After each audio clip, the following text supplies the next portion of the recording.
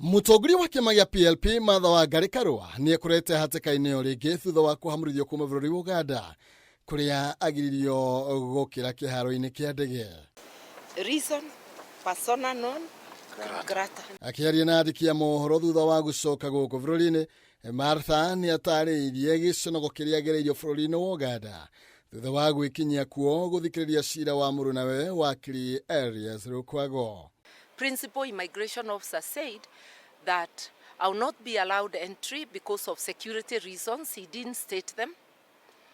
And I asked, what about the phones? What law allows you to take my property?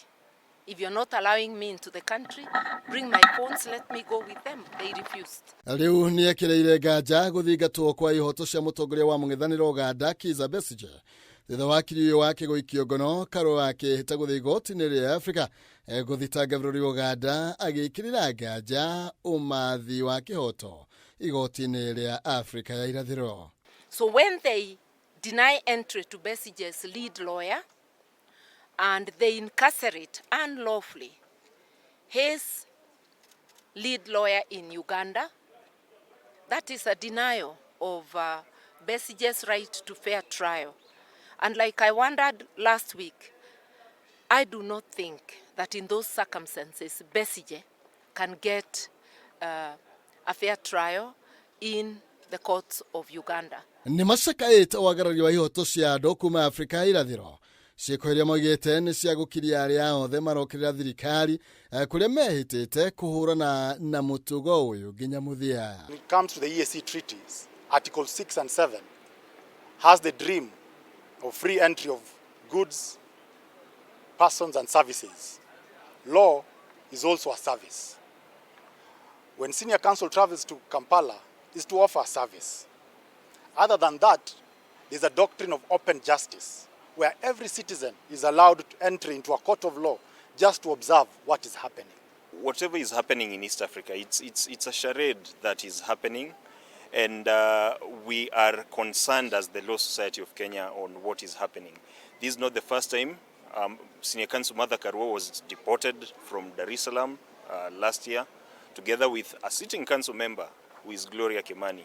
Professor Peter Kagwanja ni orĩtie mũtongoria wa Uganda gũcũnga mũhera akĩmũririkania atĩ Martha to Mũkenya tu no nĩ mũndũ wĩ gĩkĩro-inĩ kĩa ũtongoria wa bũrũri. There are so many Ugandans here who are doing their business here. They are not persona non grata. Why?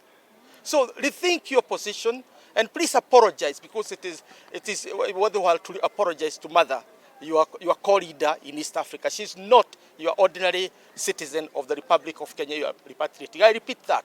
She's not your ordinary citizen of the Republic of Kenya.